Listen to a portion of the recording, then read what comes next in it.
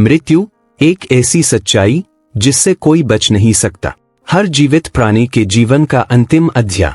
परंतु क्या मृत्यु केवल जीवन का अंत है या फिर यह एक नई यात्रा की शुरुआत है? आज हम बात करेंगे उस यात्रा की जो आत्मा मृत्यु के बाद करती है, एक अनदेखी, अनजानी यात्रा। मृत्यु के बाद जब शरीर शांति पा लेता है, तब आत्मा की यात्रा शुरू होती है।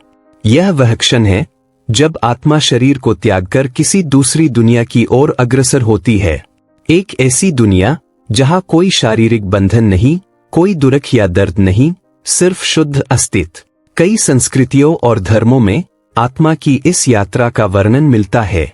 कुछ कहते हैं कि आत्मा पुनर्जन्म के चक्र में प्रवेश करती है, जबकि कुछ मानते हैं कि आत्मा स्वर्ग या नरक की ओर बढ़ती है। परंतु इस यात्रा का वास्तविक अनुभव कैसा होता है? कहते हैं कि मृत्यु के बाद आत्मा अपने पूरे जीवन को एक बार फिर से देखती है, अपने किए हुए कर्म, रिश्ते और निर्णय। यह वह समय होता है जब आत्मा को अपने जीवन की सच्चाई का सामना करना पड़ता है। यह अनुभव कभी सुखद होता है, कभी कठिन।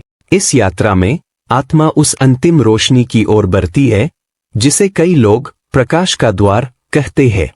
यह द्वार शांति, मोक्ष या पुनर्जन्म की ओर खुलता है। आत्मा को यहाँ उस अनंत ब्रह्मांड से जुड़ने का अनुभव होता है जहाँ उसे नई दिशा मिलती है। आत्मा की यात्रा मृत्यु के बाद भी जारी रहती है। यह यात्रा अनंत है, कभी शांति की ओर, कभी नए जन्म की ओर। परंतु एक बात निश्चित है, मृत्यु जीवन का अंत नहीं, बल्कि एक नई शुरुआत है। आत्मा का यह सफर हर किसी के लिए अलग होता है, पर इसकी मंजिल हमेशा उस परम शांति की ओर होती है। Subscribe now.